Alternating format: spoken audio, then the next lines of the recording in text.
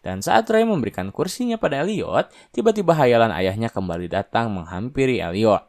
Sementara itu, Pierrot berhasil mengikuti petunjuk pamflet tersebut dan berhasil menemukan markas dari komunitas F-Society. Halo sobat, pintu teater 1 telah dibuka. Gimana nih kabar kalian setelah selesai nonton series Shooter? Ngomong-ngomong, Mimin udah nyiapin series baru nih yang bakal Mimin bahas. Jadi series ini berjudul Mr. Robot, di mana series ini menceritakan tentang seorang ahli komputer yang bernama Elliot Alderson. Ia bekerja sebagai security hacker di perusahaan yang bernama Allsafe. Ia juga mengalami kegelisahan sosial, diantaranya seperti depresi klinis dan sedikit mengalami paranoid serta delusi. Suatu hari, ia harus menangani sebuah perusahaan yang tengah diretas oleh suatu komunitas. Di sini Elliot berusaha menghilangkan virus-virus yang hacker simpan di perusahaan yang tengah ia lindungi. Namun, permasalahannya adalah hacker ini justru mencoba mengajak Elliot untuk bergabung dan menyerang perusahaan terbesar di Amerika. Bagaimana tanggapan Elliot? Tanpa menunggu banyak lama, mari kita mulai intronya.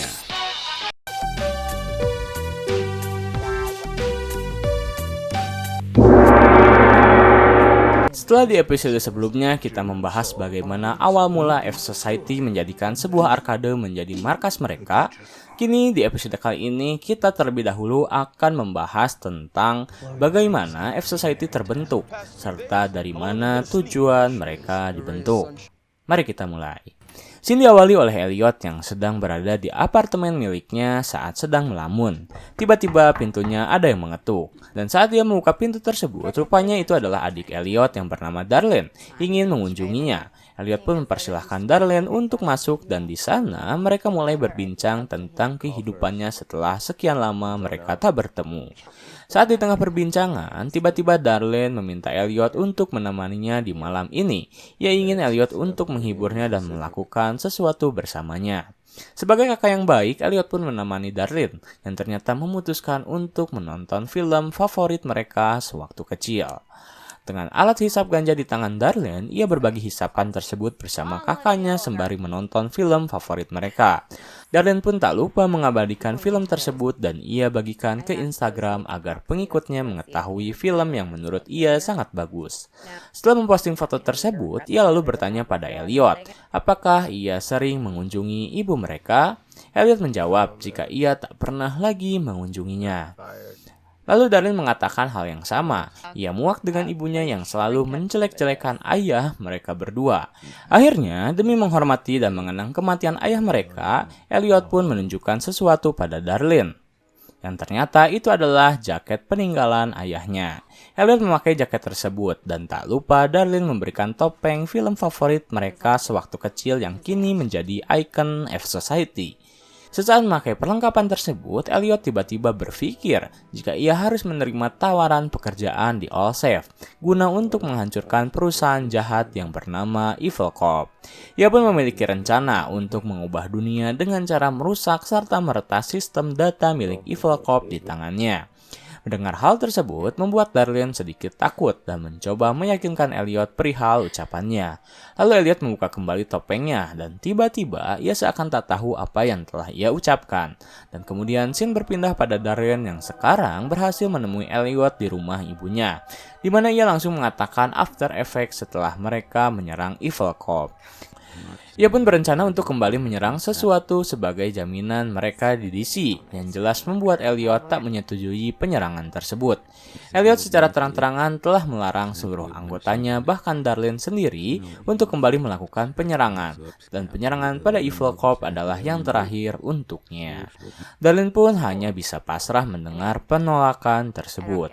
Lalu scene kembali beralih pada agen FBI, yaitu Pierrot, yang telah mengerahkan agen-agennya untuk menyita serta memeriksa arkade yang dijadikan sebagai tempat pesta sekaligus markas F-Society.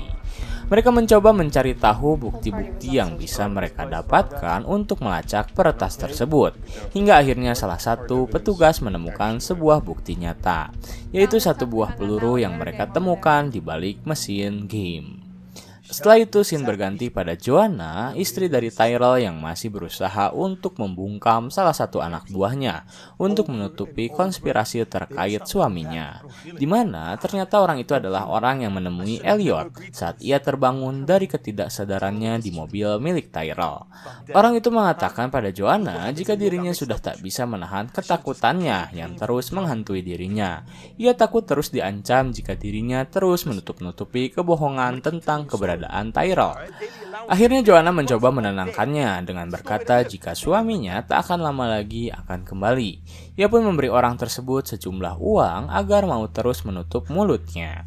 Setelah diberi sejumlah uang, orang tersebut pun pergi. Dan sesaat ia pergi, pengawal pribadi Joanna mengatakan jika dana mereka semakin menipis dan tak akan cukup untuk terus membungkam orang tersebut. Terlebih pesangon PHK milik suaminya belum sama sekali perusahaan Evil Corp keluarkan. Lalu scene kembali pada Elliot di mana hayalannya memutuskan untuk menggelar sebuah game catur. Satu pertandingan untuk mengakhiri semuanya. Hayalannya mengatakan jika Elliot berhasil menang, maka ia akan hilang selamanya dari benak Elliot dan tak akan pernah kembali lagi. Tetapi jika Elliot kalah, maka dirinya akan terus menguasai pikiran Elliot hingga selamanya. Akhirnya Elliot menyanggupi apa yang hayalannya minta dan pertandingan akan segera digelar. Setelah memikirkan dana yang semakin menyempit, akhirnya Joanna tiba-tiba berada di kediaman milik Scott untuk menagih pesangon milik suaminya. Dengan alasan ia memiliki seorang bayi yang perlu ia urus. Joanna memohon pada Scott untuk mengeluarkan pesangon milik suaminya.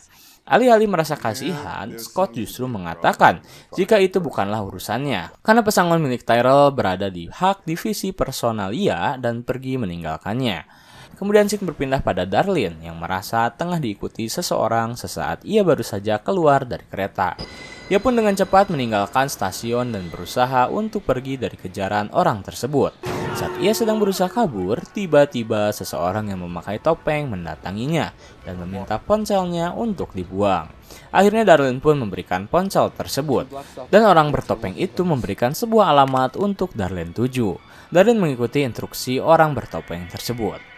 Dan rupanya, itu adalah teman Darlene yang berasal dari Dark Army. Mereka pun lalu berbincang tentang siapa pelaku dari pembunuhan Gideon, serta Romero. Teman Darlene bersumpah jika Dark Army tak pernah terlibat dengan hal itu. Bahkan, semenjak dulu Dark Army terus memantau serta melindungi pergerakan dari F-Society. Kemudian mereka berpindah tempat dan teman dari Darlene mengatakan jika informan miliknya mendapat beberapa informasi, di mana sesaat sebelum Romero meninggal, ia diketahui tengah meneliti tentang data FBI.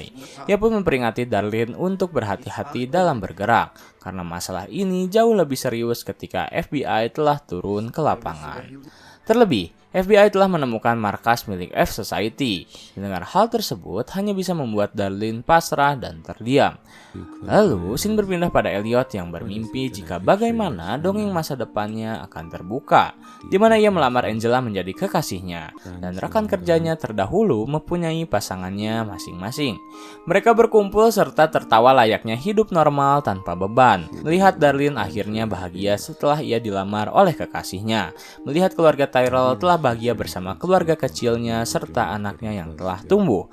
Meminta maaf pada orang-orang yang pernah ia sakiti, terutama Jim Harper yang pernah ia hina saat ia memasuki perusahaan Steel Mountain. Dunia yang selalu ia idamkan namun tak akan pernah terjadi. Kemudian tiba saatnya pertandingan catur dimulai, di mana Elliot memilih memainkan catur di tengah sebuah taman. Permainan pun dimulai di mana beberapa game berakhir dengan remis atau seri untuk kedua belah pihak. Elliot masih yakin jika ia bisa mengalahkan hayalannya dan bisa menghilangkannya selamanya. Tetapi hayalannya pun yakin jika mereka akan selalu mengalami kebuntuan. Game demi game, Elliot mainkan dengan harapan ia bisa mengalahkannya. Tetapi dari seluruh games, tetap saja hasilnya selalu seri. Hayalannya berkata jika ini semua akan sia-sia karena ia serta Elliot akan selalu saling berketergantungan. Elliot tak bisa mengalahkan hayalannya, begitupun hayalannya tak bisa mengalahkan Elliot. Lalu, scene berpindah pada Elliot yang menghampiri Ray di rumahnya. di mana ia memutuskan akan membantu Ray dalam memecahkan masalah komputernya. Ray pun mempersilahkan Elliot mengotak-ngatik komputernya. Ia memberi Elliot sebuah buku yang diberitahu oleh petugas IT terakhir, di mana Elliot menganggapnya sebagai migrasi situs sederhana. Tetapi sebelum Elliot memulai semuanya, Ray memberitahu beberapa fakta.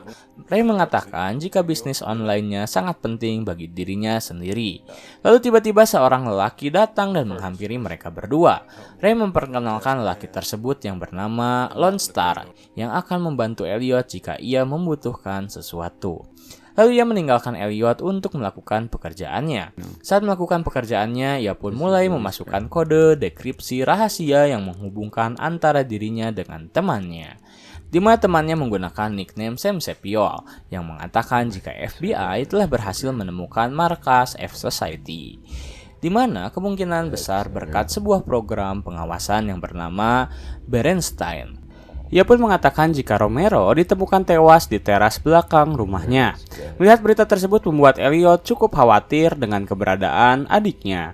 Ia pun lalu mengetik "tunggu instruksiku" pada temannya dan mulai memutuskan untuk meretas sistem data FBI bersambung. Gimana nih, seru nggak series Mr. Robot ini? Lanjut apa enggak ya? Coba komen di kolom komentar. Oke, segitu dulu dari Mimin. Pintu teater 1 telah ditutup dan salam untuk keluarga di rumah.